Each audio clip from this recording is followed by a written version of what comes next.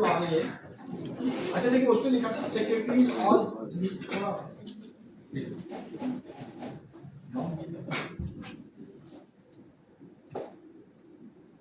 देखिए इसमें नोट लगा हुआ ये ध्यान रखिएगा। All orders regarding reciprocal accreditation, downgradation shall be passed by the Administrative Department in a committee headed by the Administrative Secretary and a representative of the office of the officer, represented by an officer of the Finance Department not below the rank of additional secretary. ठीक है? Additional secretary, all such orders shall be communicated to Finance Department, Accountant Agency and District Account Officer. लेकिन अब क्योंकि committee की बात थी, secretary finance secretary के खिलाफ फाइनेंस डिपार्टमेंट के लिए उसमें होगा, एडमिनिस्ट्रेटिव डिपार्टमेंट को सेक्रेटरी का हेड बनाया गया था और फाइनेंस डिपार्टमेंट का नुमाइंदा भी उसमें होना था, है ना जो भी। लेकिन अब ये बेसिकली वो ये कमेटी जो है ये कमेटी बेसिकली अब इनफेक्टिव हो गई है। अब सेक्रेटरी ऑफ द डिपार्टमेंट जो है वो नहीं करता, बल्कि अब सेक्रेटरी सर्विसेज जो के under chairmanship of service structure committee जो बनी है वो बेसिकली ये काम कर रही है। करना कमेटी ने था, लेकिन ये कि वो कमेटी ये वाली कमेटी नहीं है बल्कि आप सर्विस स्ट्रक्चर कमेटी के। इसी तरीके से एबोलिशन ऑफ पोस्ट के अंदर यही है कि एबोलिशन ऑफ पोस्ट के अंदर एडमिनिस्ट्रेटिव डिपार्टमेंट को फुल पावर्स थी, तमाम चीजें थी, लेकिन अब ये भी powers abolition of post shall be exercise in concurrence of SNJD. अब वो कंकरेंस भी जो एसएनजेडी नहीं बल्कि अब तो कमेटी में जाएगा, उसी सर्विस स्ट्रक्चर कमेटी में वहीं जाके ये पोस्टों को एबॉलिश करने के लिए भी वहीं से अप्रूवल मिलेगी। ये चीज है। अभी आ जाए नीचे, अब आ गया ये मैं ये 4A और 4B ये दोनों बड़े इंपॉर्टेंट है, इसको आप देख लीजिएगा। आपके सारे एक्सपेंडिचर जो हैं ऊपर तो थे एडमिनिस्ट्रेटिव एक्शन, पोस्टें क्रिएट करना, पोस्टें एबॉलिश करना, डाउनग्रेड करना, अपग्रेड करना, जो भी था वो एडमिनिस्ट्रेटिव एक्शन थे, एचआर रिलेटेड मैटर थे। ये वो एक्सपेंडिचर्स हैं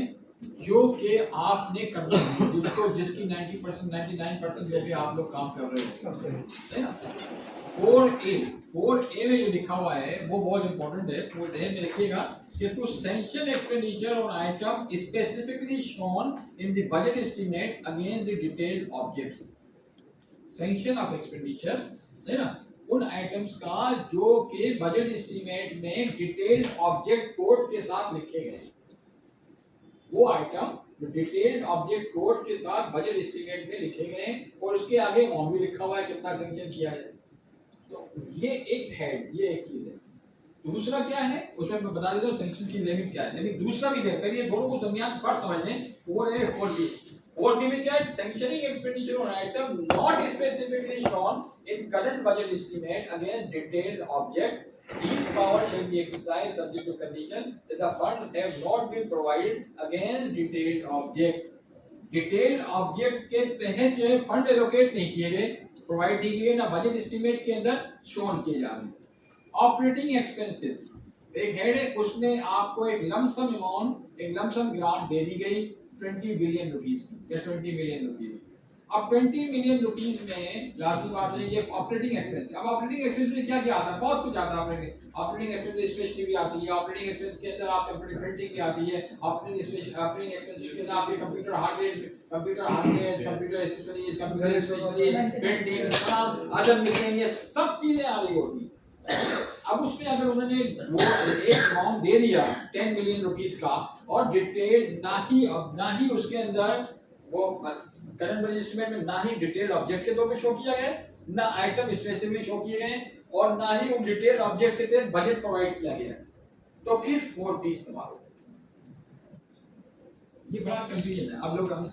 आप लोग समझते नहीं है, आप लोग सारे 4B पे जा रहे होते हैं क्योंकि वहां पे आइटम लिखे हैं ना, तो आप 4B के तहत आप लोग सैंक्शन कर रहे होते हैं सारे एक्सपेंडिचर, है ना। जबकि 4A के अंदर आपको बजट जो एलोकेट होता है फाइनेंस डिपार्टमेंट की तरफ से, वो आइटम वाइज ऑब्जेक्ट कोड के अंदर बजट एस्टीमेट के अंदर आपको जो बजट रिलीज हो रहा होता है उसके अंदर वो चीजें मेंशन हो रही होती हैं। तो इसका मतलब ये हो गया कि आपने 4B को अवॉइड करना है, 4B से ताल्लुक नहीं है। 4B तो वहां है जहां एक अमाउंट दे दिया गया, ना ऑब्जेक्ट कोड है उसका, ना उसका कोई डिटेल्स हैं, कोई चीज नहीं है, तो अल्टीमेटली वहां पे फिर आपने उसको जो है वहां पे 4B नोट कर जाएंगे। और 99% तो ऐसा होता ही नहीं, फाइनेंस डिपार्टमेंट तो आपको जो दे रहा है वो सारे डिटेल ऑब्जेक्ट कोड के तहत, ऑब्जेक्ट कोड भी है, आइटम भी लिखा हुआ है, आइटम का मतलब स्टेशनरी, ऑफिस स्टेशनरी, ये आइटम हो गया। ऑब्जेक्ट कोड उसका A0390 जो भी नंबर आ रहा है उसका, जो भी नंबर है A0390 या A03 जो भी नंबर आ रहा है वो ऑब्जेक्ट कोड हो गया। और उसके आगे लिखा हुआ है अमाउंट 10 लाख रुपए, 5 लाख रुपए, 4 लाख रुपए। इसका मतलब है कि आपको तीनों चीजें माना जो आपकी बजट स्टीम में बजट एस्टीमेट के अंदर ये तीनों चीजें, ऑब्जेक्ट कोड भी लिखा हुआ है, आइटम भी लिखा हुआ है, अमाउंट भी लिखा हुआ है, ये रिफ्लेक्ट हो रहे हैं। इसका मतलब है कि आपने 4A को इस्तेमाल करना है और 4A में एडमिशन डिपार्टमेंट को फुल पावर है, ऑफिसर की कैटेगरी 1 को फुल पावर है, कैटेगरी 2 को 5 लाख की पावर है एट ए टाइम, एक वक्त के अंदर 5 लाख तक का वो सैंक्शन कैटेगरी 2 वाला कर सकता है। कैटेगरी 3 वाला जो है वो 3 लाख तक की सैंक्शन कर सकता है और कैटेगरी 4 वाला 2 लाख तक की सैंक्शन कर सकता है। इसका मतलब ये हो गया कि लाजिम बात है ये कैटेगरीज जो हैं वो 99 आपके पास तो आप लोगों के पार्ट के ऊपर तो बेसिकली यही कैटेगरी इस्तेमाल होती है जहाँ पे आपको पास बजट एस्टीमेट मौजूद है, budget estimate code object code के तहत है, बजट एस्टीमेट के अंदर ऑब्जेक्ट कोड भी लिखा हुआ है, आइटम भी लिखा हुआ है, अमाउंट भी सैंक्शन हुआ है, अमाउंट फुल सैंक्शन नहीं, अमाउंट भी बजट एस्टीमेट के अंदर बजट भी दिया हुआ है, एलोकेशन भी लिखी हुई है, कितनी एलोकेशन है तो लिखी हुई है। तो ऑटोमेटिकली इसका मतलब ये हो गया कि आपने सारे एक्सपेंडिचर जो करने हैं वो इस अकाउंट इसके लिए तो ये ईयरली नहीं होगा, एट अ टाइम होगा, एक टाइम में एक आइटम। लेकिन ये नहीं है कि आप लाजमी बात है कि स्प्लिट कर दें एक्सपेंडिचर को, मुझे जैसे सर कह रहे थे है ना, या लाजमी बात है उसको 1 लाख रुपए का है 10 लाख का नहीं सर, अभी एक में बजट है अपना 1 मिलियन, अभी ये पीएलओ ये 10 हम तो 2 लाख क्वार्टर वाइज तो कर सकते हैं। देखिए आप जो आपको बजट मिला, आपका 1 मिलियन का बजट है पूरे साल का, रिलीज आपको किया क्वार्टर में 2.5 लाख का, एक फर्स्ट क्वार्टर में रिलीज हुआ। अब 2.5 लाख का जो बजट आपका एक क्वार्टर में रिलीज हुआ है ना, तो अल्टीमेटली लाजमी बात है कि उसको रिलीज करने के लिए अगर आपकी पावर जो है वो आपकी जो है वो मिसाल के तौर पे पावर है 50,000 की पावर है एज कैटेगरी 4 ऑफिसर, आपकी ड्राइंग रिसोर्सिंग ऑफिसर यहाँ एज डीडीओ आप कैटेगरी 4 के अंदर है तो लाजमी तौर पे 2.5 लाख 50,000 की पावर्स हैं। तो अल्टीमेटली आप 50,000 की पावर्स का एक टाइम का एक्सपेंडिचर जो है 50,000 का एज 50,000, अब वो बिल ही आपका है 2.5 लाख का। अब पीएसओ के पास कौन से बिल आया 2.5 लाख का, अब आप कहते हैं यहाँ पे 2.5 लाख के थे, मेरे पास तो 50 लाख की पावर है, मैं ऐसा करता हूँ 50 की 5 संख्या लगा के अपने साइड से, तो बिल जो आया है वो 2.5 लाख का ये सब क्वार्टर बजट 3 लाख नहीं, क्वार्टर में उसी क्वार्टर की 2.5 लाख की बात कर रहे हैं, तो पूरे 10 लाख की बात ही नहीं कर रहा। बजट तो आपको पूरा 10 लाख का है पूरे साल का, आपको इस क्वार्टर के ना 2.5 लाख मिले, मैं 2.5 लाख की बात कर रहा हूँ। 2.5 लाख की पावर है, बिल आपके पास आया 2.5 लाख का है ना, बिल आपके पास आ गया, मिसाल के 2.5 लाख का एक महीने का बिल आ गया, या एक महीने का बिल आ गया 1 लाख का, मिसाल दे रहा हूं है ना। अब आपकी पावर थी 50 लाख, 50 है आपकी पावर है उस पर्टिकुलर इसके अंदर 50,000 पावर है, तो 50,000 पावर्स हैं, तो 50,000 पावर्स का मतलब क्या हो गया, 50,000 पावर का मतलब ये हो गया कि आप इस एक्सपेंडिचर को सैंक्शन नहीं कर सकते। अब आपने देखना पड़ेगा कि 1 लाख की पावर किसके पास, अब 1 लाख की पावर कैटेगरी 3 वाले के पास है तो उससे सैंक्शन कराना पड़ेगा। अगर कैटेगरी 3 के बाद 75,000 की पावर है तो अल्टीमेटली कैटेगरी 3 से भी नहीं कर सकते, फिर अल्टीमेटली जाना पड़ेगा कैटेगरी 2 वाले के पास, कैटेगरी 2 के पास अगर 1 लाख की पावर है उससे बनवा लें, अगर उसके बाद भी पावर नहीं है 1 लाख की तो फिर आपको जाना पड़ेगा कैटेगरी 1 वाले के पास, जो आपके डीजी साहब है, डीजी साहब के पास जाएं, उनसे करवाएं है ना। अगर डीजी के पास भी पावर नहीं है तो अल्टीमेटली सेक्रेटरी के पास जाना पड़ेगा। इसके अंदर जस्टिफिकेशन जैसा कि वो जो बिल है, बिल हम उससे पेट्रोल पंप से हमने 4 महीने का उसमें 4 पार्ट में बनवा लें, वीक का बना ले, उसकी जस्टिफिकेशन करता ना, बात तो ये बात है, ये तो आपसे कह रहा हूं बिल आपका वीक का बिल नहीं, ये भी एक मसला हो जाए स्प्लिट, इसी को तो कहते हैं स्प्लिटिंग करना,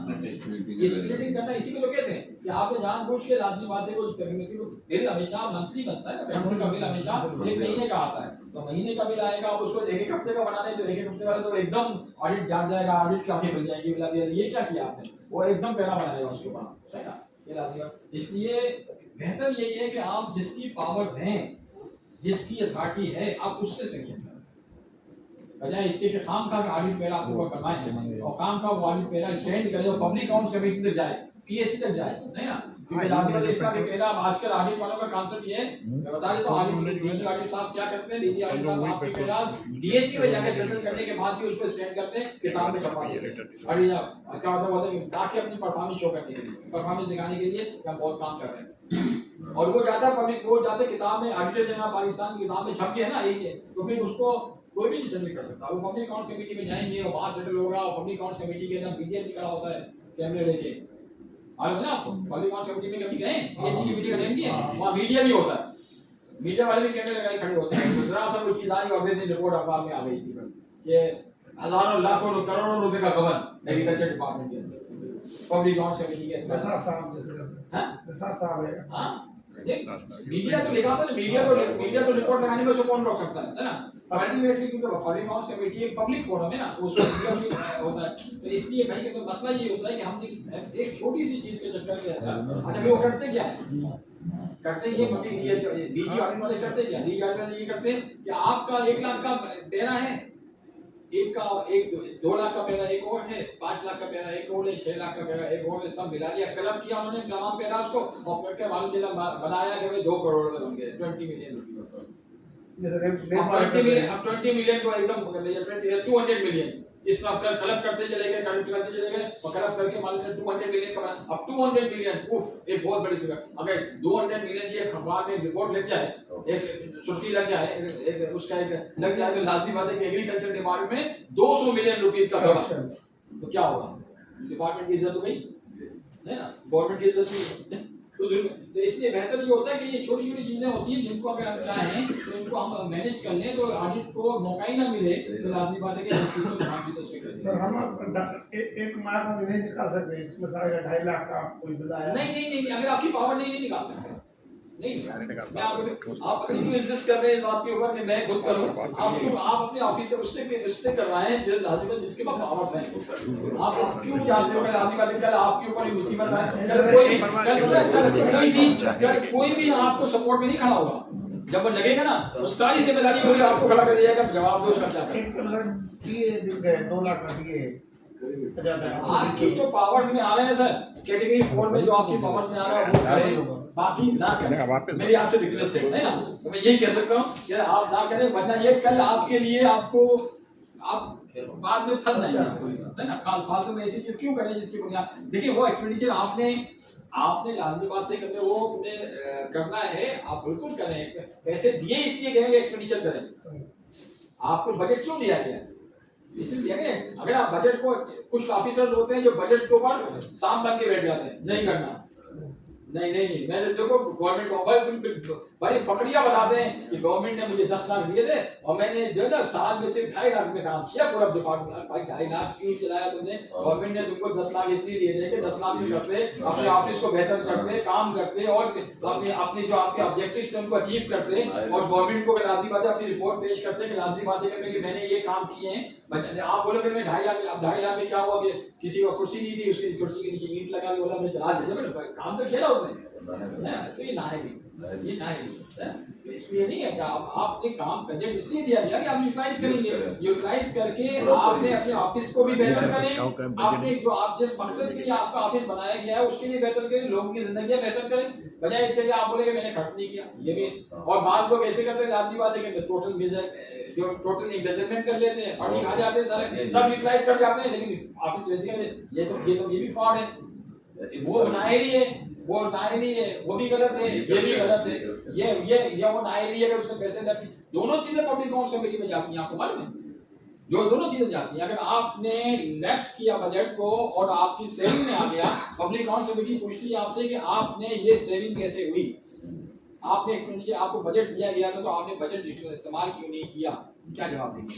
आप ये कहेंगे मैंने ईमानदारी से काम किया। ईमानदारी नहीं थी, ये ईमानदारी नहीं है। ईमानदारी ये नहीं है कि आप बजट को आप इस्तेमाल ना करें, ईमानदारी ये है उस बजट को जुडिशियस फ्रेम ऑफ माइंड से इस्तेमाल करें,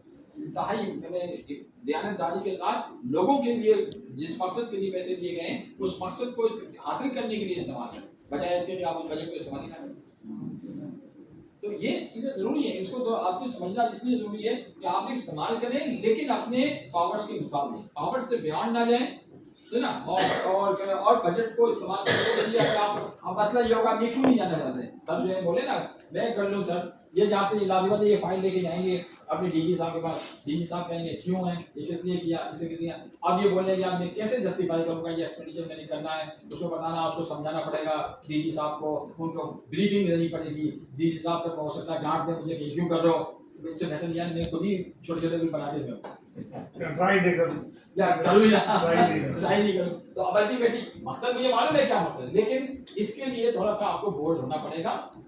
अल्टीमेटली आपका काम है फाइल बनाकर आप जाएं और जाके उनको समझाएं और करके कोशिश करके लाजमी बात है तैयार करें। अगर वो नहीं करते हैं तो अल्टीमेटली फाइल पे तो लिख दिया ना, फाइल पे तो आ गया कि आपने कोशिश की थी काम करने की। कल कोई आपसे पूछेगा यार ये बजट यूटिलाइज क्यों नहीं हुआ, मैं तो डीजी के पास फाइल लेके गया था, बनाने की कोशिश नहीं किया,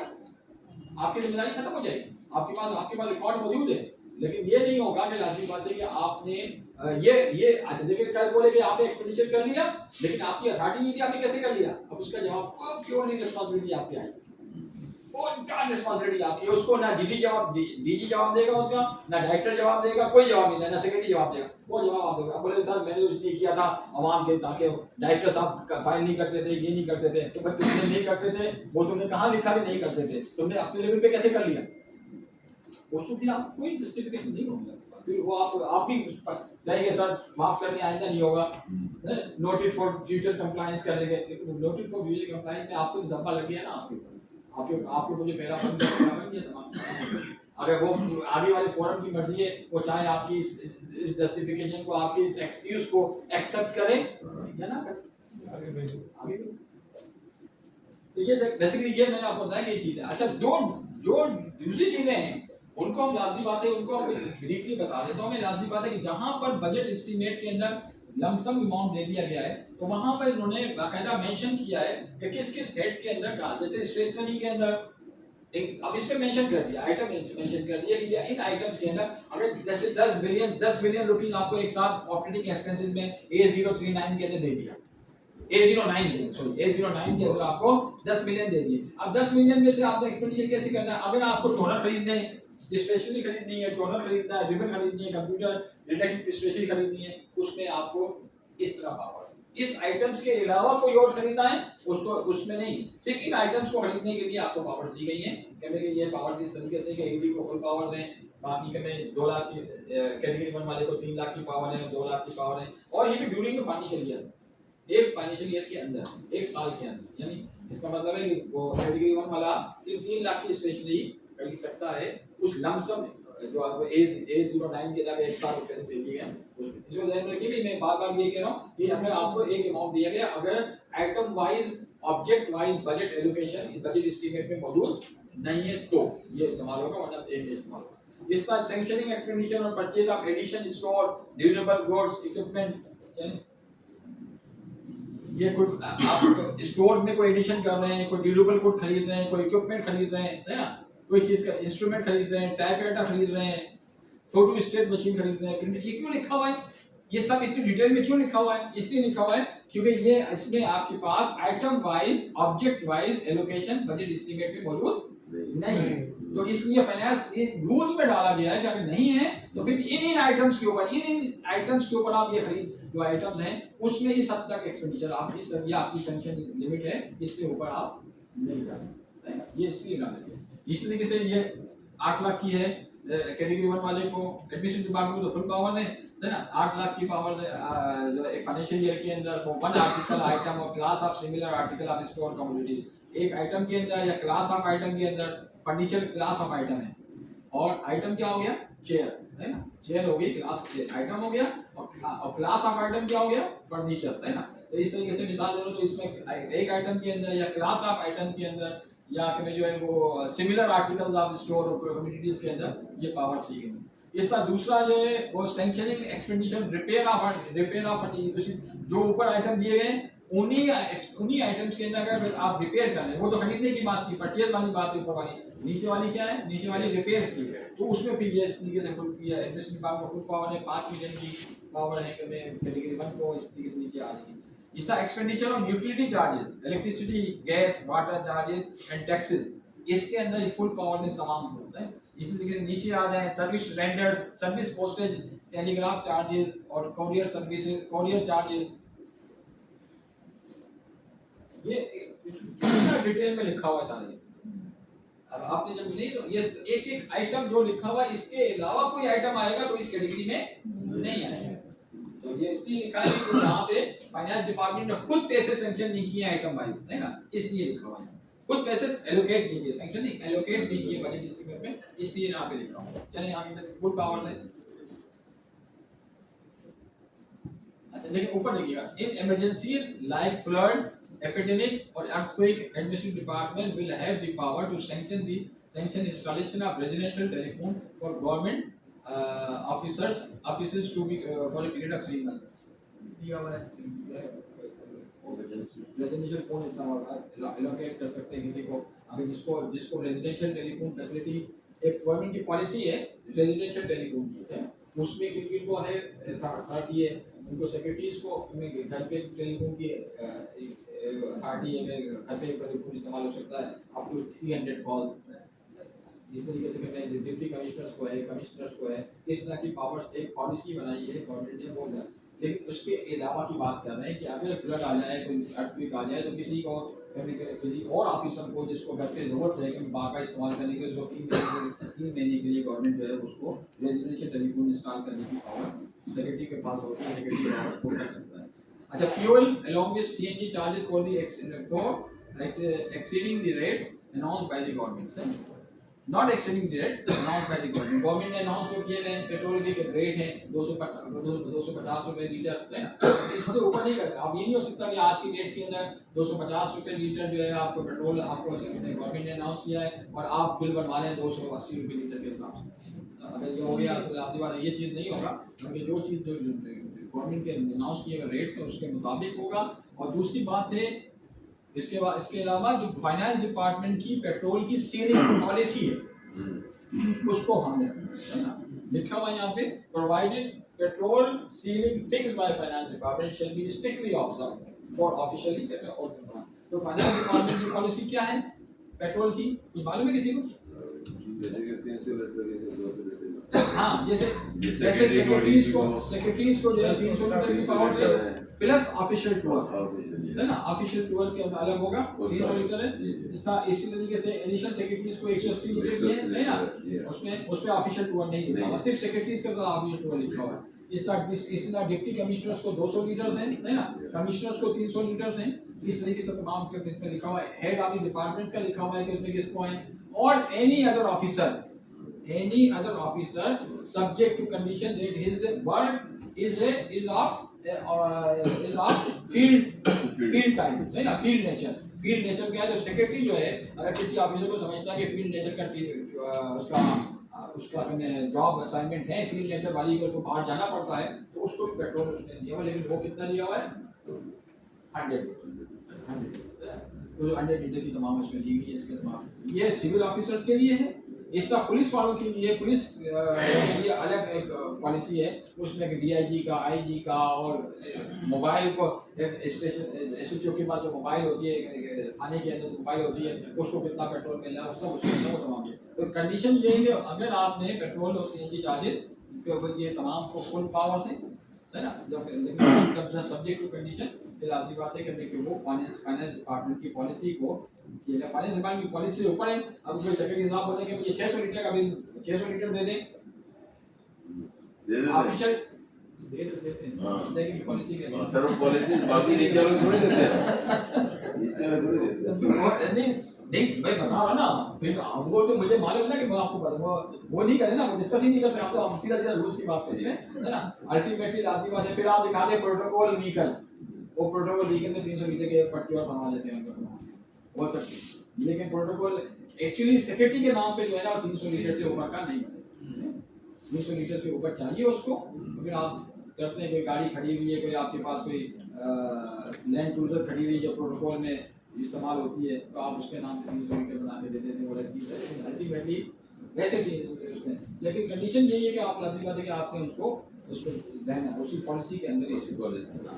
अच्छा ये पेट्रोल फॉर जनरेटर वगैरह लगे हुए हैं आपके, है ना, लाजमी बात है कि उसमें आपके एडमिनिस्ट्रेटिव डिपार्टमेंट को फुल पावर्स हैं, ऑफिसर में कैटेगरी 1 को फुल पावर्स हैं, कैटेगरी 2 वाले को 1 मिलियन है। अच्छा ये भी देखें, इसमें लिखा हुआ है कि provided that sanctioning authority shell maintain A register for each generator for recording power outage time and operational time, यानी जब बिजली गई नहीं ना। और जब आई वो टाइम भी लिखना होना चाहिए, रजिस्टर मेंटेन होने चाहिए, सर आती बात है, ताकि मालूम हो कि इस पीरियड के दौरान 8 घंटे बिजली नहीं थी इस दफ़ा, तो 100 kVA का जनरेटर लगा हुआ है, 100 kVA के ऊपर 8 घंटे बिजली गई, तो इसका मतलब 300 लीटर अगर इस्तेमाल हो गया तो ये 8 घंटे के हिसाब से बनता है, उसके मुताबिक। अच्छा, फिर charges for printing press other than government press. Government press में जो प्रिंटिंग कराते हैं उसके अलावा प्राइवेट प्रेस से अगर प्रिंटिंग करवा रहे हैं उसके अंदर आपकी एडी को फुल पावर है, बाकी 3 लाख 2 लाख 1 लाख और 50,000 की पावर है, कैटेगरी 1 2 3 4 ठीक है। ये कंडीशन है साहब, ये कंडीशन क्या है, admission shall be empowered to have printing done at private press up to value of 500,000। या प्राइवेट प्रेस के अंदर वो 5 लाख तक की प्रिंटिंग करा सकता है ना। In category 1 2 3 4 shall have the power to get printing done at private press, यानी 5 लाख से ऊपर की प्रिंटिंग प्रेस की जो प्रिंटिंग करानी है प्राइवेट प्रेस से 5 लाख से ऊपर नहीं आना है ना। एक तो ध्यान में रखिएगा। हम तो यहाँ पे कह रहे हैं ना, गवर्नमेंट प्रेस को आपने आउट कर दिया है, गवर्नमेंट प्रेस से कोई काम नहीं कराते, सारी प्रिंटिंग आप बाजार से करा रहे हैं, तो 5 लाख की लिमिट है वहाँ, 5 लाख की तक प्रिंटिंग आप प्राइवेट प्रेस से करा सकते हैं, ऊपर की प्रिंटिंग के लिए फिर आपको गवर्नमेंट प्रेस। अच्छा, contribution and subscription in according with the rule. कोई किसी चीज़ का आपने किसी में कहीं पे कोई कंट्रीब्यूशन अमाउंट पे करता है, आपका डिपार्टमेंट ने किसी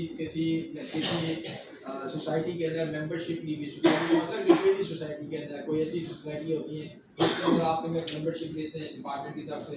या जैसे इंटरनेट के ऊपर लाजमी बातें जो आपके स्क्राइब वगैरह हैं चीज़ें हैं उसके अंदर कोई चीज़ें लेते हैं, उसकी पेमेंट आप लाजमी बातें उसकी सब्सक्रिप्शन पेमेंट करते हैं या फिर उसमें अगर कोई कंट्रीब्यूशन देते हैं, तो उसमें एडमिशन डिपार्टमेंट को पावर दे, किसी को पावर नहीं। इस तरह कॉन्फ्रेंस सेमिनार वर्कशॉप के अंदर आप कॉन्फ्रेंस करा रहे हो, एडमिशन डिपार्टमेंट को फुल पावर है, बाकी 1 मिलियन और 5 लाख तक की पावर है, 1 2 3 और 4 कोई पावर नहीं है। इस तरीके से यूनिफॉर्म लीवीज के अंदर जो आपके क्लास 4 सर्वेंट है, क्लास ड्राइवर, डिस्पैच राइडर,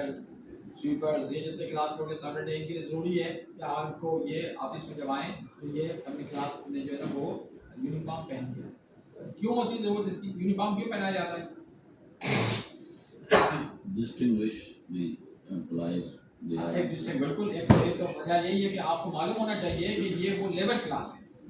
ये ऑफिसर नहीं। एक दफा ऐसा हुआ एक नायब कासिद था, वो ईद के ऊपर लाजमी बात है कि वो आया, वो सूट पहन के टाई वाई पहन के टाई लगा के सूट पहन जा, वो कुर्सी कट गई थी उससे खाली थी, गेटी बाहर से कि मैं डिप्टी कमिश्नर साहब नए आए थे ना, और लाजमी बात है उन्होंने कि मैं वो उसने कि मैं सबसे मिलने के लिए खबरों में पहुँच गया, ईद के बाद पहला दिन था, वो पहुँच गया, पोस्टिंग उनकी भी थी, उसके बाद भी आया, उससे कि मैं उसके बाद भी ऐसे क्या उसने हाथ मिले, जबरदस्त मिला रहे, हाथ मिला रहे, उससे कह रहे वो समझे लाजमी तो ऑफिसर है। जो तो आप कौन हो, नाम तो बताइए आप क्या है, मैंने नाम क्या हो, नायब कासिम, हमारी ऐसी के देश सस्पेंड कर दिया नहीं ना। तो कहने का मतलब ये है कि लीवरीज यूनिफॉर्म लीवरीज इससे जरूरी होती है कि लाजमी बात है कि आपने उसको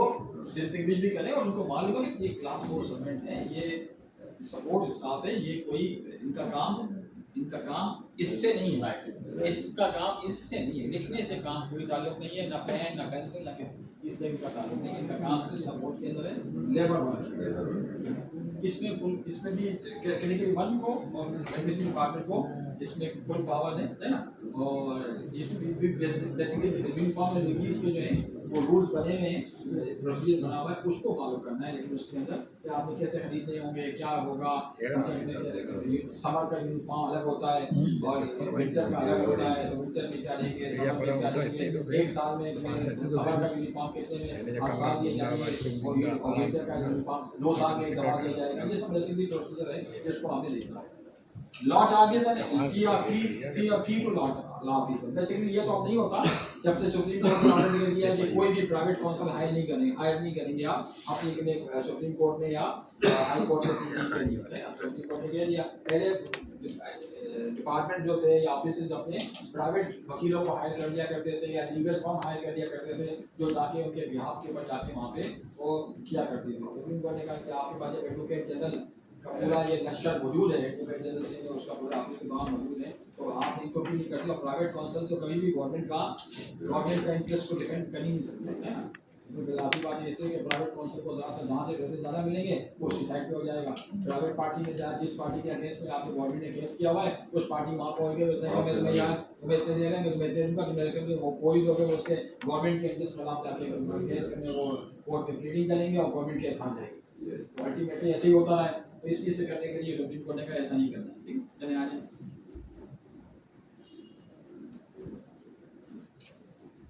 ये बेसिकली ये fee charges in connection with department examination और कोई ट्रेनिंग वगैरह करता है, अगर गवर्नमेंट उसके डिपार्टमेंट उसमें रूल में लिखा हुआ है कि उसकी फीस डिपार्टमेंट एग्जामिनेशन की फीस जो है या ट्रेनिंग की फीस गवर्नमेंट पेमेंट करेगी, तो ऐसी सूरत के अंदर आप इसमें मतलब 90% यही होता है कि लाजिम वाली फीसेस जो होते हैं डिपार्टमेंट एग्जामिनेशन से, जैसे रेवेन्यू ऑफिसर्स करते हैं, accountant SS subordinate account service के एग्जाम देते हैं, है ना, या असिस्टेंट कलेक्टर पार्ट 1 पार्ट 2 के एग्जाम दे पीएमएस ऑफिसर या एक्सपीसीएस वाले देते हैं, या आरक्यूबी रेवेन्यू क्वालिफाइंग सर्विस के एग्जाम देते हैं। तो इसकी फीस वगैरह जो होती है वो खुद देखो कैंडिडेट खुद पे करता है। लेकिन अगर कहीं वैकेंसी ऐसे एग्जाम के अंदर जहाँ पे इसकी फीस गवर्नमेंट पे करेगी, जैसे कि आप एमसीएमसी करते हैं, है ना, mid career management course 19 grade में लाने के लिए, है ना, या एसएमसी करते हैं सीनियर मैनेजमेंट कोर्स, इसकी फीस जो है लाजिम बात है कि आप करती है गवर्नमेंट पे करती है, इसकी फीस जो है ऑफिसर पे नहीं करता। तो उस सूरत के अंदर एडमिशन डिपार्टमेंट को फुल पावर दें, कैटेगरी 1 के फुल पावर दें, बाकी 10 लाख की पावर 10,000 की पावर है लाजिम बात है कैटेगरी 2 को, 1 लाख की पावर है कैटेगरी 2 वाले को, और 5,000 50,000 तक की पावर है कैटेगरी 3 को, और कैटेगरी 4 को पावर। इसी तरीके से compensation payable to any individual under law, अगर कोई कोर्ट ने किसी को कहा कंपनसेशन दो, और आपके कोई बंदे ने आपके डिफेमेशन को वो कर दिया, है ना, गवर्नमेंट के ऊपर कर दिया कि मुझे इतना नुकसान हुआ है गवर्नमेंट के सेक्शन से, और कोर्ट से वो केस जीत गया, और कोर्ट ने कहा कि भाई इसको आपने 1 मिलियन रुपीज इसको गवर्नमेंट इसका कंपनसेशन देगी, तो उस सूरत के अंदर उस कंपनसेशन को मेंटेन करने के लिए लाजिम बात है कि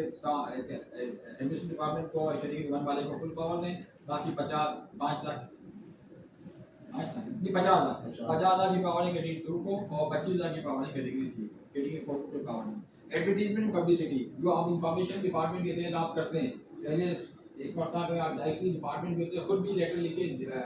जन वगैरह को और जॉन को और काबिश को भेज दिया करते थे, और डिपार्टमेंट खुद भी पब्लिसिटी करवा दिया करते थे। लेकिन आपका गवर्नमेंट की पॉलिसी ये है कि कोई भी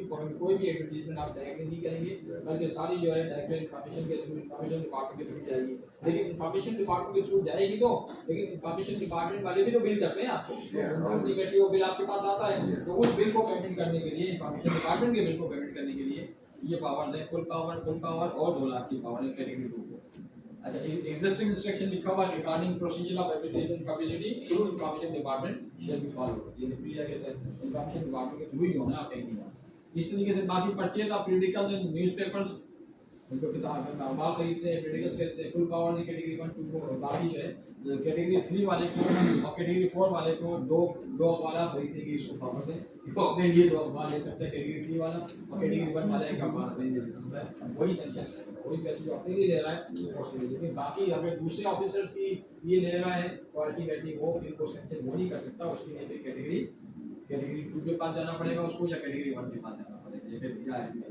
डीडी के पास जाना पड़ेगा। अच्छा, books and maps and tracking teaching material है, टीचिंग मटेरियल है, बुक्स हैं, मैप्स हैं, इसमें ये फुल पावर डाली है, इसमें तमाम कितने, और 5 लाख की 50,000 की पावर कैटेगरी 3 वाले के पास नीचे आ जाए।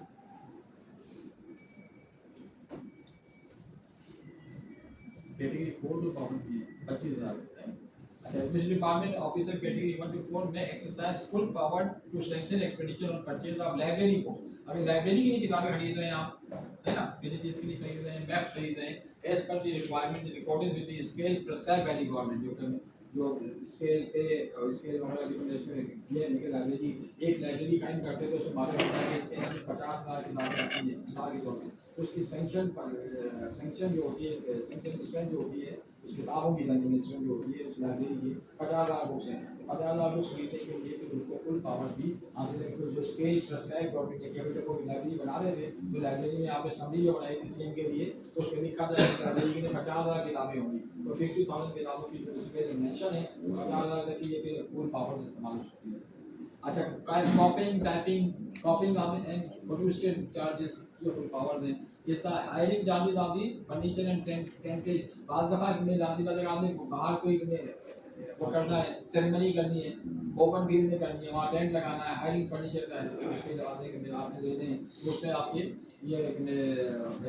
फुल पावर है, बाकी 1,50,000 30,000 और 20,000 की पावर इस तरीके से आती है। फिर एक्सपेंडिचर हम कैरी जाते रिकॉर्ड, अगर आपने रिकॉर्ड को लेके जा रहे हैं, आपने दफ्तर चेंज किया है, आपने यहाँ से एक जगह से किराए की बिल्डिंग से वहाँ से दूसरी बिल्डिंग में जा रहे हैं, तो उसको जो उसका जो रिकॉर्ड को लेके जाना है, उसको लाजिमत उसका जो ट्रांसपोर्टेशन वगैरह है उसमें फुल पावर दी जाए सबको। इसी तरीके से जो है बाकी एक्सपेंडिचर ऑन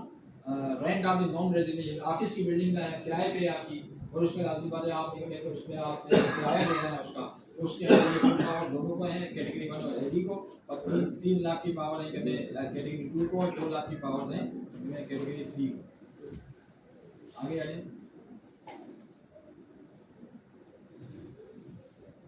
कैटेगरी 4 को भी पावर कितनी 10 लाख 1 लाख 1 मिलियन 0.1 मिलियन पर इन ईच केस, हर केस के लिए 1 लाख की पावर। Buildings के लिए इसमें लिखा हुआ है subject to condition that the accommodation in accordance with the scale provided by जो गवर्नमेंट ने स्केल दिए हैं, जो लिमिट्स दिए हैं उसके मुताबिक। और ये स्केल कैसे होगा, ये स्केल कैसे होते हैं, ये मिसाल को एक बिल्डिंग आपने किराए पे ली है, तो उसके लिए कहाँ से आपने स्केल जो किराए पे लेने से पहले आपको कहाँ से एनओसी लेनी पड़ेगी, बिल्डिंग से बात साइंस डिपार्टमेंट से सबसे पहले तो आपने निकली स्टेट ऑफिस से, स्टेट ऑफिस है ना, स्टेट ऑफिस कौन है आपका, एसएनजीडी में जो स्टेट ऑफिस है सर्विस वहाँ पे आपको एनओसी लेनी पड़ेगी कि हमारे पास स्टेट ऑफिस ये एनओसी देगा कि हमारे पास गवर्नमेंट की इस लोकेलिटी में, इस डिस्ट्रिक्ट में या इस में यहाँ पे हमारे पास गवर्नमेंट की कोई बिल्डिंग मौजूद नहीं है जहाँ पे हम आपके ऑफिस को एकोमोडेट कर सके, आपके ऑफिस को एडजस्ट कर सकें, ठीक है। एक तो ये हो जाएगी। फिर आपकी दूसरी आएगी रेंट असेसमेंट होती है। रेंट असेसमेंट जब आप किराए पे जाएंगे तो रेंट असेसमेंट करेंगे आप बिल्डिंग से। आपका फंड्स एंड सर्विसेज डिपार्टमेंट का जो बिल्डिंग डिपार्टमेंट है वो आपको रेंट असेस करके देगा इस इलाके में इस जगह के ऊपर क्या रेंट, वो रेंट कैसे असेस करेगा, मार्केट रेंट के हिसाब से, और उस इलाके में जो गवर्नमेंट के रेट चल रहे हैं एफबीआर की जो प्रॉपर्टी वैल्यूएशन लेवल है या सिर्फ गवर्नमेंट की जो है उसको सामने रखते हैं, वो प्रॉपर रेंट असेस करके आपको देगा। उसके बाद आप बेसिकली ये इसी ये चीज़ लिखी है इसके अंदर बिल्डिंग से भी। और लैंड के लिए लिखिए subject to condition rent residential certificate as given by the officer revenue department. Revenue department का रेंट रेजिडेंशियल सर्टिफिकेट देगा कि वहाँ पे या पे ज़मीन किराए पे ले रहे हैं आप, ज़मीन चीज़ ले रहे हैं, उसको कोई आपने कोई आप कोई समझिए कि टेम्परेरी कोई स्ट्रक्चर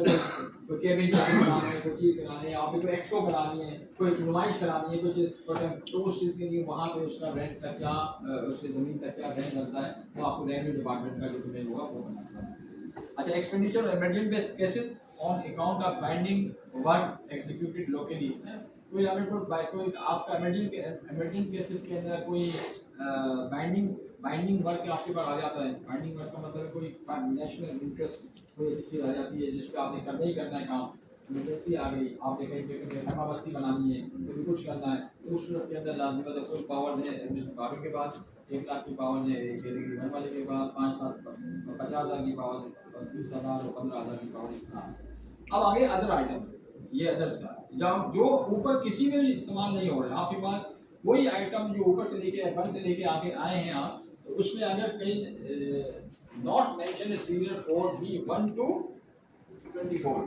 है ना, 1 से लेके 24 तक की कैटेगरी में कोई भी अगर जो मेंशन नहीं हो रहा तो इसका मतलब है कि वही वो आपका अदर्स मिसलेनियस जो आपका कहलाता है या अदर्स कहलाता है, उसके अंदर आप उसको क्लेम करेंगे। अब अदर्स की भी 2 कैटेगरी है, एक रिकरिंग और एक नॉन रिकरिंग। रिकरिंग और नॉन रिकरिंग ये क्या होता है? Recurring regular basis non recurring not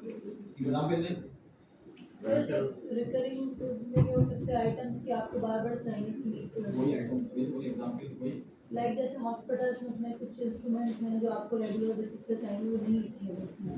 बताना जैसे कोविड के सेंस में आए थे, मशीनरीज आ रही थी, बार-बार चाहिए थी, और नॉन रिकरिंग एक 1 एट अ टाइम चाहिए। लाइक जैसे अर्थक्वेक आया था तो मशीनरी की सिस्टम चाहिए, वो एक ही रखनी चाहिए थी बाद में। देखिए रिकरिंग और नॉन रिकरिंग जो है ना, मैं आपको बताती बात है, जब आप काम करते हैं तो रिकरिंग का मतलब ये होता है रिपीटेटिव, जो रिपीट जिसका जो बार बार रिपीट हो। मिसाल के तौर पे लाजिम बात है ये जी जो बेसिकली ये आपका टिश्यू का डिब्बा है, ये लाजमी बात है कि मैं आपने लिया है, तमाम चीज़ें की हैं, तो ये आपका रिपीट ये इस्तेमाल होगा, यूटिलाइज हो जाएगा, कंज्यूमेबल आइटम है, ये कंज्यूम हो गया, खत्म हो गया, फेंक दिया, नया चाहिए, रिपीटेशन चाहिए, रिपीटिंग। लेकिन अगर आपने लाजमी बात है तो ये आप ले रहे हैं, ये इसको आप लाजमी बात है इसको रिकरिंग कहेंगे, नॉन रिकरिंग कहेंगे? इसको नॉन रिकरिंग टूट गया एक अलग चीज है, उसकी बात मैं नहीं कर रहा, लेकिन वैसे इसकी एक लाइफ है, कम से कम लाजमी बात है कि ये आपका इस फाइनेंशियल ईयर के अंदर एक दफा ले लिया तो ये एक दफा दोबारा लेने की जरूरत इसकी नहीं होगी। लेकिन ये फाइनेंशियल ईयर के अंदर एक दफा लेने के बाद इसको दोबारा भी लेना पड़ेगा, फिर तीसरी दफा भी लेना पड़ेगा, चौथी दफा भी लेना पड़ेगा, मंथली बेसिस पे आपको इसको लेते रहना पड़ेगा। तो जो चीज आपकी रिपीट हो रही है, बार बार रिपीट हो रही है इन ए फाइनेंशियल ईयर, एक फाइनेंशियल ईयर के अंदर, है ना, वो आपका रिकरिंग है। और जो रिपीट नहीं हो रही है ना एक फाइनेंशियल ईयर में, है ना, नॉर्मल प्रैक्टिस के अंदर, नॉर्मल मैं ये नहीं कह रहा हूँ टूट गया तो अल्टीमेटली भी अलग बात है, वही चीज में एक्सीडेंशियल तो कुछ भी हो सकता है, वही नहीं है कि वो चीज़, लेकिन अगर बेसिस के ऊपर आपने जो रिपीट नहीं हो रही वो नॉन रिकरिंग में आएगा। ये दोनों चीजें आप देखेंगे, इसके अंदर रिकरिंग और नॉन रिकरिंग का मतलब यही है। नॉन रिकरिंग में फुल पावर 5 लाख, 2 लाख, 1 लाख, 50 लाख, और रिकरिंग के अंदर फुल पावर ये सर इसके अंदर फुल पावर 2 लाख, 1 लाख, 5, 50 लाख और 30 लाख, ये पावर यहाँ पे आ रही है। और अच्छा ये तो था ऑपरेटिंग एक्सपेंसेस, ये आगे एम्प्लॉय रिलेटेड एक्सपेंसेस। इसमें क्या है कि engagement of contingent paid staff 89 days के आप लोग बंदे रखते हैं, 89 डेज के ऊपर आप लोग में जो है ना बाल दफा 89 डेज के ऊपर कंटिजेंट पेड स्टाफ हायर करते हैं। क्यों करते हैं? जरूरत क्यों होती है इसको 89 डेज पे रखने की? वैकेंसीज आर कंटिन्यू हो जाएगा, अवेलेबल। हाँ तो कंटिन्यू हो जाएगा कंटिन्यू नहीं, वैकेंसी जरूरत क्यों है? शॉर्टेज शॉर्टेज स्टॉक तो है, वो तो अल्टीमेटली शॉर्टेज नहीं हो तो आप रखेंगे नहीं, लेकिन और वजह क्या है कोई और टेक्निकल स्टाफ ये पर कोई काम निकला है ऑफिस में या कोई उसके लिए कुछ टेक्निकल स्टाफ की या कुछ टेम्परेरी जरूरत पड़ेगी तो उसके लिए कंटीजेंट हम स्टाफ ठीक है, सही है, बिल्कुल सही है। ये लाजमी बात है, कोई वर्क स्पेसिफिक, कोई ऐसा टेम्परेरी वर्क है या कोई टाइम स्पेसिफिक वर्क है, कोई एक ऑब्जेक्टिव स्पेसिफिक वर्क है जिसके लिए आपको कुछ बंदे चाहिए, वो काम तो हो जाएगा, वो 1 महीने में, 2 महीने में, 3 महीने में हो जाता है, मैक्सिमम 3 महीने, 89 डेज, 3 महीने से ज़्यादा ऐसा कोई काम नहीं है जो लाजमी 3 महीने से ज़्यादा ना हो, इसलिए 89 डेज के ऊपर हम लाजमी बात है बंदे को हायर करते हैं, ये तो वजह हो गई। लेकिन हम 89 डेज पे करने के लिए हमारे क्या कंडीशंस हैं? 89 डेज पे बंदा रखने से पहले हमें क्या क्या देखना है? हमारा बजट है नहीं है कंट्रीब्यूशन ना बजट का 10% पे देखें 89 डेज पे रखने के लिए अभी फाइनेंस डिपार्टमेंट ने 3 महीने पहले, 4 महीने पहले 82 की भी इंस्ट्रक्शन थी, 1982 की एक इंस्ट्रक्शन थी, अभी फाइनेंस डिपार्टमेंट ने दिसंबर के अंदर दोबारा निकाली है इंस्ट्रक्शन। नंबर 1, एक तो जिस पोस्ट के अवेज पे आप बंदा जो बंदा रख रहे हैं, जिस पोस्ट पे रख रहे हैं, वो बजट आपके पास रेगुलर पोस्ट के तौर पे होनी चाहिए। नंबर 1, उस बजट के अगेंस्ट के अंदर बजट रिलीज भी फाइनेंस डिपार्टमेंट ने किया होना चाहिए। तीसरी चीज, उस पोस्ट को रेगुलर बेसिस पे फिल ना करने की वजूहात आपने राइटिंग में लिखनी चाहिए। क्यों नहीं है? बैन लगा हुआ है, मिसाल के तौर पे गवर्नमेंट ने बैन लगा दिया, आप रेगुलर बेसिस पे उस पोस्ट को नहीं फिल कर सकते। बजट तो मौजूद, पोस्ट भी मौजूद है, बजट भी मौजूद है ना, दोनों चीजें मौजूद है, लेकिन उस पोस्ट पे हम रेगुलर बेसिस के ऊपर बंदे को हायर इसलिए नहीं कर सकते, गवर्नमेंट ने बैन लगाया हुआ है ना, सीधी बात है। और बैन को गवर्नमेंट का बैन है, दोस्तों तो उसमें कुछ नहीं कर सकते, लेकिन हमें काम करना है। फिर इनकी वाली बात लाजमी बात है कि वो, लेकिन उस काम को वो, क्योंकि हमारे पास काम रेगुलर जो स्टाफ हमारा एग्जिस्टिंग स्टाफ है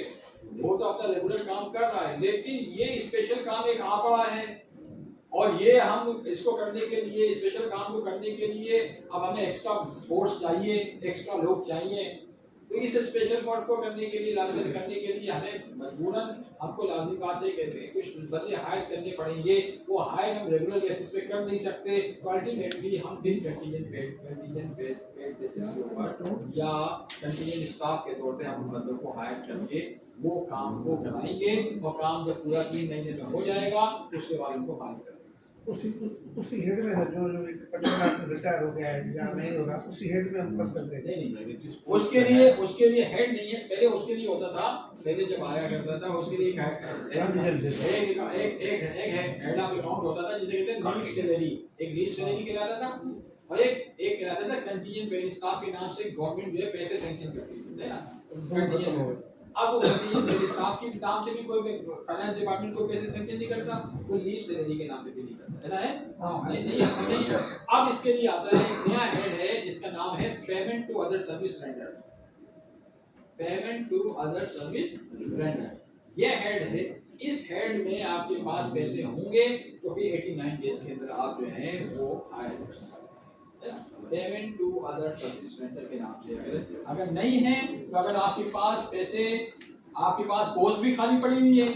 आपके पास उस पोस्ट के अगेंस्ट पे रेगुलर बजटिंग मौजूद है। रेगुलर बजटिंग मतलब पे का, हाउस रेंट, कन्वेंस, ये वो पाना ढंका जितने भी डॉग रिलीफ सब बड़े अच्छे मौजूद है, लेकिन आप उस हेड के रेगुलर पोस्ट के बजट से आप किसी कंटीजेंट पेड स्टाफ को पेमेंट नहीं कर सकते। आपने करना पड़ेगा पेमेंट में कहां से करना पड़ेगा आपको payment to other service render के हेड से 89, और वो आपके पास बजट नहीं है, पोस्ट मौजूद है तो आप किसी को 89 डेज पे आप नहीं भाई। हाँ, payment to other service render के हेड पैसे मौजूद हैं, फिर आपके पास पोस्ट भी मौजूद है, उसका रेगुलर बजट मौजूद होना जरूरी है। उसको इस्तेमाल नहीं करना हमने, इस्तेमाल हमने करना है payment of other service render से, लेकिन पेमेंट हमने वहां से, लेकिन बजट होना जरूरी है, पोस्ट होना जरूरी है, खाली होना जरूरी है। पोस्ट होनी जरूरी है, सेंट्रल पोस्ट हो, वैकेंट हो और बजट उसका एलोकेटेड। रिलीज होना भी जरूरी है। रिलीज तो होती है, रिलीज तो होते ही ना, रिलीज तो आपको जितना पे अनाउंसेस होते हैं वो तो ये थोड़ी देखता फाइनेंस डिपार्टमेंट के पोस्ट का काम खाली है कि भरी हुई है, जितना भी होता है रिलीज कर देता है ना, रिसोर्स के जवाब देना। सैलरी में जो अदर्स वाला होता है वो अदर अलाउंस होता है ना सर, अदर के नाम पे खाली अदर्स। देखिए सैलरीज के नाम एम्प्लॉय रिलेटेड एक्सपेंसेस एक पे होती है ना सर, एक खाली अदर्स का है। अदर्स में वो आता है। अच्छा ठीक है, अदर्स में आपका आता है ऑनरेरियम के तौर पे जो आता है, वो अदर्स के हेड में आता है ना, वो भी आपका बेसिकली मैं वो उसमें क्योंकि वो ऑनरेरियम जो है जो वन टाइम साल में एक दफा किसी को सेलेक्शन होता है, वो तमाम चीजें बाकी आपके पे होगी, आपकी अलाउंसेस हो गई,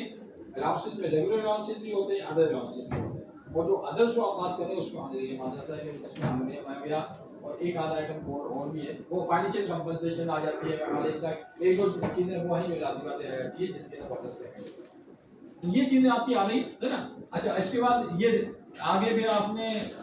क्या लोगे। अच्छा, रिइंबर्समेंट ऑफ मेडिकल चार्जेस की बात कर रहे थे ना, है ना, लिखा हुआ है एडी को एज पर दी अप्रूव पॉलिसी, गवर्नमेंट की जो अप्रूव पॉलिसी है उसके मुताबिक, है ना। तो अप्रूव पॉलिसी गवर्नमेंट ने बनाई हुई है, मेडिकल रिइंबर्समेंट की पॉलिसी फाइनेंस ने बनाई हुई है, वो हमने सब कुछ सर्कुलेट की हुई है, उसके मुताबिक लाजिम ये पहले वाले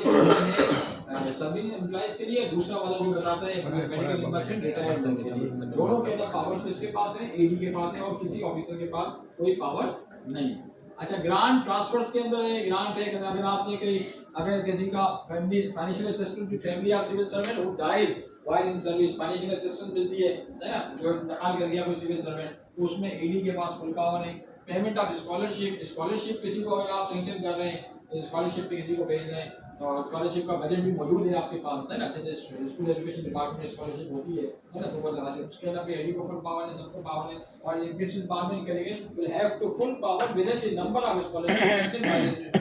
अगर एजुकेशन डिपार्टमेंट सैंक्शन देती नहीं है, पावर सैंक्शन करके 100 स्कॉलरशिप मिलनी है, 1 लाख रुपए पर स्कॉलरशिप के हिसाब से, तो उसके अंदर रहते ही जो है देख के लाजमी बात है कि उसको रहते हुए उस अमाउंट के अंदर और उस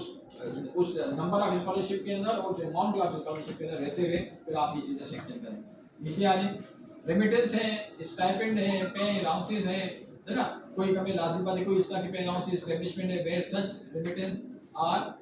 अथॉराइज्ड बाय द पॉलिसी, कोई रेमिटेंस वगैरह है, पे अलाउंसेस है, कोई स्पेशल चीज़ है जो आपने पॉलिसी के मुताबिक आप दे रहे हैं, तो उसमें सब कुछ पावर, इसमें पे अलाउंसेस भी आपकी आ जाते हैं, और कोई स्टाइपेंड देते हैं वो भी आ जाता है, जो पॉलिसी के अंदर है, जो गवर्नमेंट ने जो पॉलिसी बनाई है उसके मुताबिक, उससे बियॉन्ड नहीं कर सकते। नीचे आ जाए।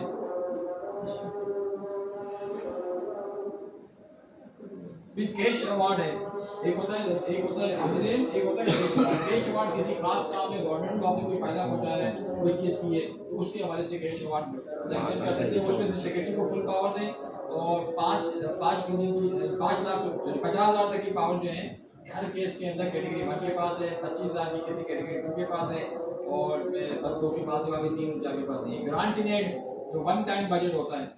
सिंगल लाइन बजट जो होता है ना, तो सिंगल लाइन बजट को लाती बात इंडस्ट्री के अंदर जो है एडमिनिस्ट्रेशन डिपार्टमेंट के पास पावर है और किसी के पास पावर। इसलिए physical asset purchase and replacement of the machinery वगैरह के अंदर अगर आप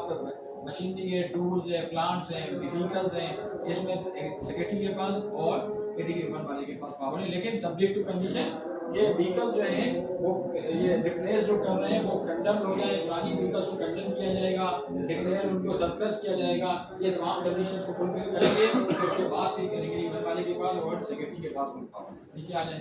रिपेयर एंड मेंटेनेंस के अंदर ये जो पावर जो in addition to repair and maintenance, replacement of parts, overhauling, ये जो लिखा हुआ है तमाम चीज़ें व्हीकल्स के, तो प्लांट को मशीनरी है उसको ओवरऑल करना है, उसको चीज़ें करनी है, उसके पुर्जे नहीं लगाने हैं, कोई और चीज़ें करनी है, तो उसमें आपको कैटेगरी 1 एडमिनिस्ट्रेशन का फुल पावर है, 1 मिलियन की पावर है। अच्छा 50%, इसमें इंपॉर्टेंट चीज़ देखिए, 1 मिलियन की पावर है और 50% of the undepreciated book value cost of purchase, है ना, कि जो आपकी अनडेप्रिसिएटेड बुक वैल्यू है उसके अंदर 50%। यानी मिसाल के तौर पे आपने एक मशीन, ये व्हीकल थी, ये खरीदी थी आपने 30 लाख रुपए की। अब 30 लाख रुपए की मशीन खरीदी और 30 लाख में से 5 साल हो गए, आपने कहा कि 5 साल इसकी लाइफ 5 साल है। अब 5 साल लाइफ है, अल्टीमेटली इसका मतलब है कि 5 साल के बाद इसकी बुक वैल्यू 0 हो जाएगी, इसकी बुक वैल्यू 0 हो जाएगी। तो हर साल कितना हो रही है, हर साल हो रही है, अगर 20 लाख की मशीन खरीदी थी तो हर साल आपकी 5 लाख कितनी 2.5 लाख रुपए, चले 5 लाख रुपए ना, 5 लाख रुपए के 4 साल इसकी वैल्यू, इसकी लाइफ इसकी 4 साल है, 30 लाख की वैल्यू खरीदी थी, 4 साल के बाद इसकी पूरी वैल्यू 0 हो जाएगी, तो 5 लाख रुपए पर ईयर के हिसाब से वो वैल्यू खत्म हो रही है। अगर 2 साल हो चुके हैं उस गाड़ी को, तो उसकी 50% ऑफ दी डेप्रिसिएटेड वैल्यू, है ना, बुक वैल्यू, जो 20 लाख का 50% कितना हुआ 10 लाख। 10 लाख का आपके लाजमी बात है जो डेप्रिसिएटेड वैल्यू है, लाजमी बात है वो, या 1 मिलियन, जो भी उन दोनों में से जो भी विच एवर इज लोअर, जो लोअर होगा वो उसकी पावर, वो सेक्शन का उसकी पावर इसके पास कैटेगरी 1 वाले के पास, सेक्रेटरी के पास फुल पावर है। ये इसलिए दोनों में से जो लोअर होगा या तो 1 मिलियन या वो 50% ऑफ अनडेप्रिसिएटेड वैल्यू का 50%, है ना, तो उसका जो भी लोअर होगा वो पावर है। ये 1 मिलियन इसका मतलब है मैक्सिमम है, 1 मिलियन जो है मैक्सिमम है, उससे ऊपर वो तो हो नहीं सकता जो भी, लेकिन अगर 50% ऑफ डेप्रिसिएटेड वैल्यू जो है वो कम है 1 मिलियन से, तो लाजमी बात है कि वो लाजमी बात है उसके आगे।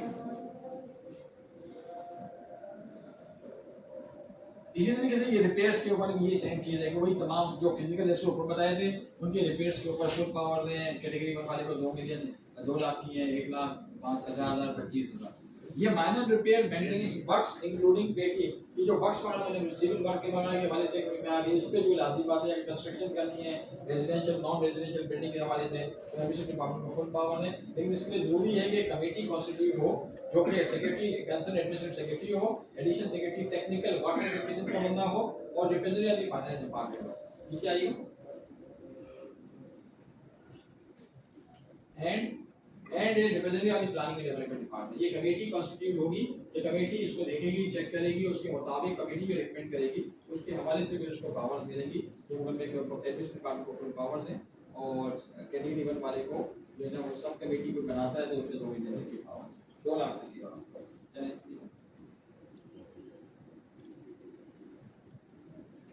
अच्छा, power of approval of the works of the development scheme. Development scheme जो एडीएच डबल इशू करते हैं आप, डबल है ना एडमिनिस्ट्रेटिव अप्रूवल, उसमें सेक्रेटरी के पास 10 मिलियन तक की 10 बिलियन रुपीस तक की पावर है जो डीडीडब्ल्यूपी का हेड होता है ना, और फिर 100 मिलियन रुपीस से लेके 10 बिलियन रुपीस तक की ये जो प्रोविंशियल डेवलपमेंट वर्किंग पार्टी है पीएसडीपी की जो provincial sector development working party है, वो जो अप्रूवल देती है उसको ये है। और अगर जो 100 बिलियन रुपीस से ऊपर के जो प्रोजेक्ट होते हैं वो सीधे एथनिक जो प्लानिंग कमीशन का जो कमेटी है वहाँ से अप्रूवल मिलती है फेडरल गवर्नमेंट से। तो ये 3 फोरम्स हैं जहाँ से डेवलपमेंट स्कीम्स को आगे पावर मिली हुई है।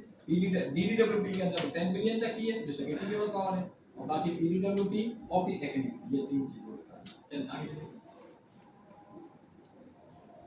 इसमें बताया है कि चेयरमैन कौन होगा उस कमेटी का। DDWP का चेयरमैन कौन है? सेक्रेटरी है, representative of the planning and development department not below the rank of chief of the section, ये इसका मेंबर है। Representative of the finance department not below the rank of secretary और deputy secretary, ये इसका member है। ये DDWP कहलाती है, डिपार्टमेंटल डेवलपमेंट वर्किंग पार्टी। और वो ऊपर जो चेयरमैन PMD बोर्ड के अंदर जो होती है उसे कहते हैं PDWP, provincial development working party. वो चेयरमैन PMD बोर्ड उसके चेयरमैन होते हैं। आगे देखिए। आगे सर आगे। अच्छा ये हो गई। अच्छा ये बेसिकली ये सारी कंडीशंस लिखी हुई है कि इंटरव्यू के लिए क्या होगा, कैसे लिखेंगे, या पूरा के जो डेवलपमेंट पोर्टफोलियो के अंदर भी जब आपको हर साल सर्कुलेट करता है PND डिपार्टमेंट, उसके अंदर भी तमाम चीज़ें लिखी होती है। या आपने डिपार्टमेंट डेवलपमेंट वर्किंग पार्टी के जाएंगे तो वहाँ पे कौन कौन सी चीज़ें आपने देखनी है, DDWP के कौन सी चीज़ें देखनी है, और एथनिक में आपको प्रोसेस देखी जाएंगी तो एथनिक वाला कैसे आप वहाँ पे उसको हैंडल करें। ये नीचे आ जाए power of administrative department approval for repair, ये रिपेयर का है, रिपेयर ऑफ मेंटेनेंस के अंदर ये रेजिडेंशियल बिल्डिंग के लिए 10 मिलियन तक की एडमिनिस्ट्रेटिव डिपार्टमेंट को है, 10 मिलियन तक की, और 2 मिलियन जो है वो AD कैटेगरी 1 है, कैटेगरी 2 को 1 मिलियन तक। रिपेयर भी है works more than 10 million rupees जो होगा in respect of independent unit of residential development shall be carried out through development scheme। तो डेवलपमेंट स्कीम के जरिए होगा ये। वो फाइनल रिपेयर जैसे कहते हैं ना, जो कहते हैं पेटी वाला, ये पेटी वाला नहीं है। हमेशा जो भी आपका जो भी इसमें आएगा 110 मिलियन रुपीस से जो भी एक्सपेंडिचर होगा उसको लास्ट बात आपने स्कीम के लेके जाना है, डेवलपमेंट स्कीम बनानी है उसकी, और डेवलपमेंट स्कीम बनाकर बाकी सर्विसेज के लिए उसको आपने एग्जीक्यूट करना है। ये रीएक्टिवेशन ऑफ फंड, पहले इस डिपार्टमेंट्स को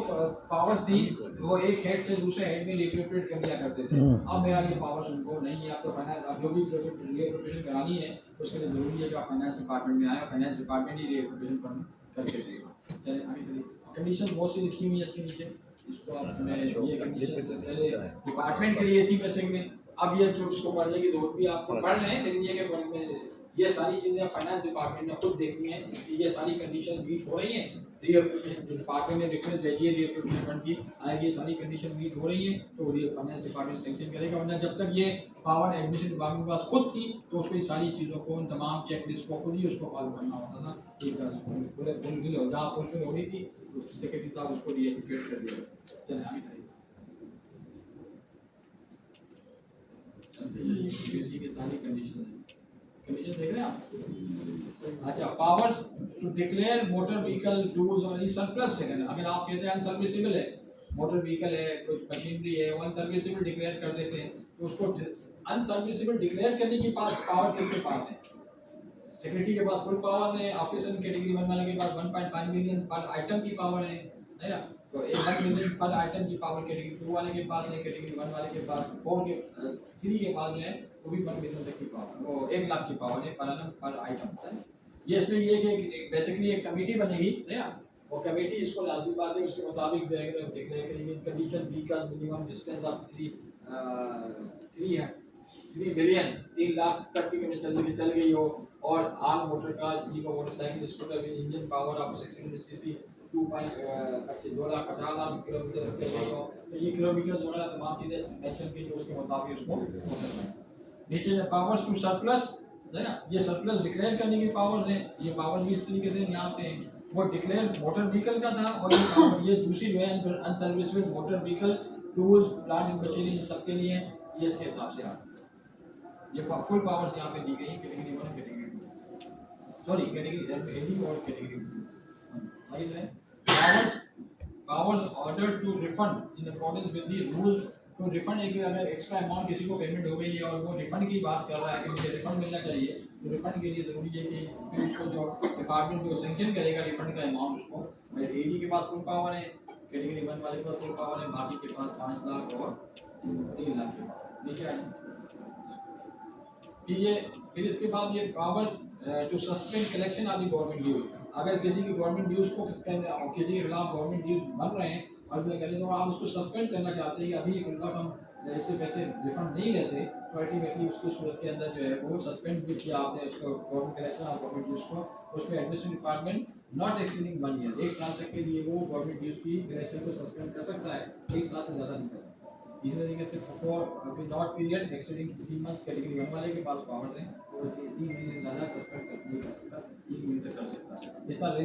remission of the government dues in accordance with the rule, अगर गवर्नमेंट ड्यूज रिमिट करते हैं कि बातें हैं पैसे सैंक्शन करके, उसके अंदर भी इस तरह एजुकेशन डिपार्टमेंट को और कैटेगरी 1 वाले को फुल पावर दें to sanction advance to government service. Motorcycle advance होता था, मोटर कार एडवांस होता था, हाउस परचेज एडवांस होता था, उसमें लाजमी बात है कि वो सूरत के अंदर वो सैंक्शन कौन करेगा, एडमिनिस्ट्रेशन डिपार्टमेंट करेगा और कैटेगरी 1 वाला करेगा, इसके अलावा नहीं कर सकते। नीचे आ जाए। इस तरीके से आपका waiving of the recovery of the order देगा कि किसी के मोटरसाइकिल एडवांस पे, हाउस परचेज एडवांस पे, हाउस बिल्डिंग एडवांस पे कोई पैसे किसी के रह गए और बंदे का इंतकाल हो गया, कुछ में हो गया, तो उसको वेव ऑफ करना है, उसको वेव ऑफ करने की पावर जो है वो फुल पावर है एडी के पास, और फुल पावर है 100% outstanding balance in respect of government servant 1 से लेकर 15 तक की फुल पावर है। अगर मिसाल किसी ने 1 लाख रुपए का लोन लिया है तो 1 लाख पूरा का पूरा माफ करने की पावर एडी के पास है, और 50% माफ करने की पावर भी फिर लाजमी बात है एडी के पास इसमें आ रही है। कैटेगरी 16 से लेकर अब उसमें उसके अंदर कैटेगरी बीपीएस 1 to 15 है, ये तो 16 से अब है, उन दोनों के पास एडी के पास फुल पावर है। तो right of losses account of negligence of fraud, अगर कोई नेग्लिजेंस फ्रॉड की वजह से किसी के गवर्नमेंट के पैसे के लिए नुकसान हो रहा है तो उसको उसके लिए वो राइट ऑफ करना है उस लॉसेस को, उसमें एडी के पास 1 लाख तक की पावर है इन ईच के हर केस के अंदर। लेकिन इसमें एक चीज लिखा हुआ in each case provided an inquiry report is sent to director general audit and finance department, यानी आपने इसको राइट ऑफ करने से पहले आपने इंक्वायरी रिपोर्ट आपने दोनों भिजवानी है, डीजी ऑडिट को भी और फाइनेंस डिपार्टमेंट को, ताकि इन केस अगर ऑडिट होता है तो ऑडिट ये कहे कि ये आपने किया है, ये राइट ऑफ किया है, ये लॉसेस जो राइट ऑफ किए हैं ये आपने कैसे किए हैं, तो आपने इससे पहले किसी को हायर अथॉरिटी से आपने बताइए इन्फॉर्मेशन, फिर आप बताएंगे हमने डीजी ऑडिट को भी एतमाद में दिया है रिपोर्ट भेज के, और फाइनेंस डिपार्टमेंट को भी हमने एतमाद में दिया, उसके बाद हमने ये लॉसेस को ऐड किया। चलिए ठीक है, आगे चलें। ये खत्म हो गया। अच्छा, ये है power of sanction investigation claim of the government. अगर कोई इन्वेस्टिगेशन क्लेम कोई इसमें आपके हैं, उसमें अगर आपने कोई पे अलाउंसेस के हवाले से भी हैं, कोई एरियर्स के हवाले से भी हैं, जैसे कि यहाँ कमेटी बनी हुई है बेसिकली फाइनेंस डिपार्टमेंट में, पहले अब तो पहले एडमिनिस्ट्रेशन डिपार्टमेंट के पास का काम था, लेकिन अब फाइनेंस डिपार्टमेंट में एक एरियर सैंक्शन कमेटी बनी हुई है, परमिशन कमेटी, जिसमें जितने एरियर केसेस आते हैं वो यहाँ आते हैं, और यहाँ पे आने के बाद उनको स्क्रूटनी की जाती है, उसके बाद फाइनेंस डिपार्टमेंट उन एरियर को पेमेंट करने की परमिशन देता है, तो जो परमिशन होती है तो उसके बाद फिर वो एरियर मिलते हैं, अदरवाइज ये चीज़ इसके लिए आ रही है। आगे चलें।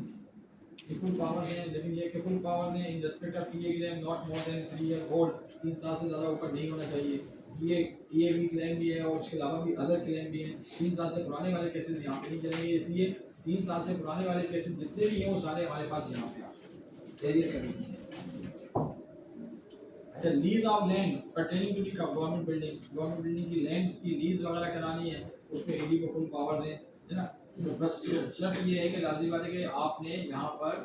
ओपनली आपने लीज ऑप्शन की, गवर्नमेंट की लीज है, लैंड है आपके पास, कोई चीज़ ज़मीन है गवर्नमेंट की, उसको आपने लीज पे करने किसी को देना है, तो अल्टीमेटली उसको ओपन ऑप्शन करें। ओपन ऑप्शन करने के अंदर अगर जो भी जिसकी हाईएस्ट बिड आती है, जो भी आती है, उसको आप लाजिम बात है आप ये अकॉर्डिंग उस लैंड को आप उसको लीज पे दे सकते हैं।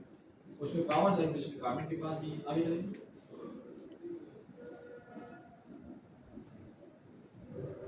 Full power subject to lease being obviously category 1 वाले के पास फुल पावर है, कैटेगरी 2 वाले के पास पावर, कैटेगरी 3 और 4 के पास नहीं है। Power to dismantle and sell unserviceable building, अगर कोई बिल्डिंग खराब हो, बिल्कुल खत्म हो चुकी है, उसको आपने डिसमेंटल करवाना है या उसको सेल करना है सर्विस बिल्डिंग को, तो उसके अंदर लाजमी बात है 10 मिलियन तक की पावर एडी के पास है और 1 मिलियन तक की पावर जो है वो कैटेगरी 1 वाले के पास। Procedure prescribe in building and roads code will be followed, जो वर्क्स एंड सर्विसेज डिपार्टमेंट में बिल्डिंग कोड बनाए, कानून बनाए, जो एक रूल है उसके जो प्रोसीजर है उसको वहाँ से लेके करना पड़ेगा। ये नहीं कि आपकी मर्जी जिसका होते हैं आपने कर दिया ऐसे।